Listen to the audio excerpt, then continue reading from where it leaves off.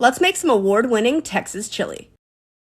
You okay? You're gonna grab a knife and dice up a white onion. Then dice up a few peppers. I'm using a red bell pepper, a poblano, and an Anaheim. Now you're gonna brown 2 pounds of ground beef and season it up. I use a generous amount of chili powder, some cumin, smoked paprika, and a touch of cayenne.